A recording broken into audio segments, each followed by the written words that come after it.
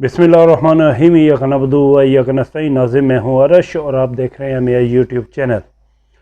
नाज़रीन, इस वक्त पाकिस्तान में सबसे बड़ी खबर जो डिस्कस हो रही है वो ये है कि field marshal general Asim Munir अब सदारत की तरफ बढ़ने का सोच रहे हैं।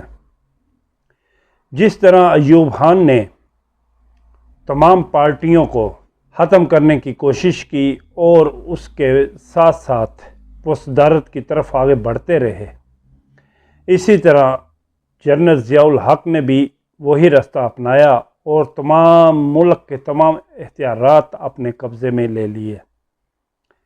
इसके बाद जनरल मुशर्रफ ने भी तकरीबन वही रास्ता अपनाया, लेकिन वो इसमें कामयाब ना हो सके क्योंकि उस वक़्त अमेरिका की मुदाखलत की वजह से जनरल मुशर्रफ को के इख्तियारात महदूद रहे और जनरल मुशर्रफ को घर जाना पड़ा। अब जनरल आसिम मुनीर जो कि अमेरिका का दौरा कर चुके और उन्हें यकीन दहानी करवा चुके हैं कि पाकिस्तान अमेरिका के तमाम मफादात को पूरा करेगा, जिसमें एक अमेरिका का बड़ा मुतालबा इसराइल को तस्लीम करना था और इस इसराइल को तस्लीम करवाने के लिए अमेरिका ने जनरल आसिम मुनीर और फील्ड मार्शल आसिम मुनीर को पाकिस्तान पर हुकूमत करने के लिए यहीं की इजाज़त दे दी।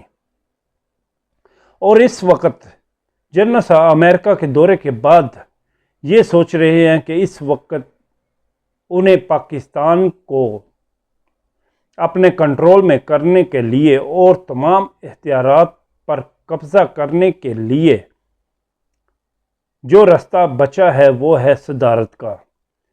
जैसा कि मैं पिछली वीडियो में कह चुका हूं कि सदर असद ज़रदारी का टाइम ओवर हो चुका है और उन्हें घर भेजने की तैयारी तकरीबन मुकम्मल हो चुकी है और चंद दिन में आप देखेंगे कि सदर ज़रदारी बीमारी का बहाना बनाकर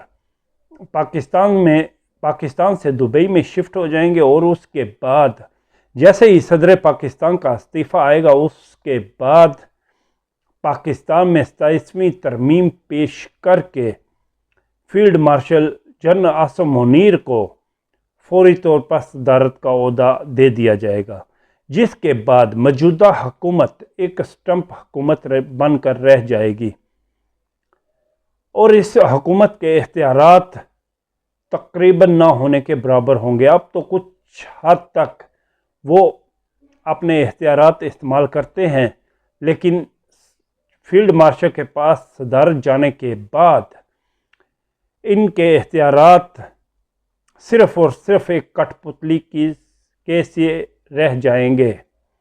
जैसे ही ऊपर से आर्डर आएगा इन्हें वो सब करना होगा जो इन्हें कहा जाएगा।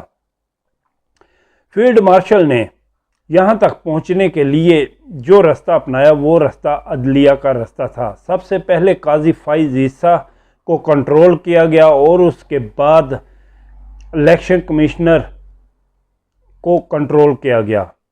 काजी फाइज ईसा ने जो अहकामात इस्टेब्लिशमेंट के माने और पाकिस्तान को जिस दलदल में फेंक दिया है, इसका खमियाजा आने वाले दिनों में नून लीग और पीपल पार्टी को भुगतना होगा।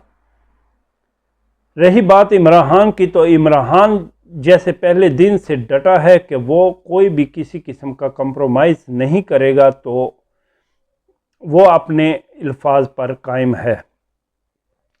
लेकिन अब देखना है कि field marshal general Asim Munir का हाल क्या साबका जर्नलों के जैसा होगा या उनसे मुख्तलिफ। अगर माजी में देखा जाए तो आज भी जनरल अयूब की कब्र पर लोग थूकने के लिए जाते हैं, जनरल ज़ियाउल हक की कब्र पर लोग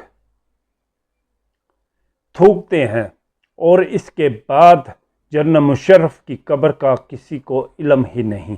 अगर साबका जर्नलों की तरफ देखा जाए तो फील्ड मार्शल का हाल जनरल ज़िया जैसा ही होता हुआ नज़र आ रहा है, क्योंकि इन्होंने पाकिस्तान को जिस तबाही पर पहुंचा दिया है उसके बाद इनका ये हाल होना वाजिया है।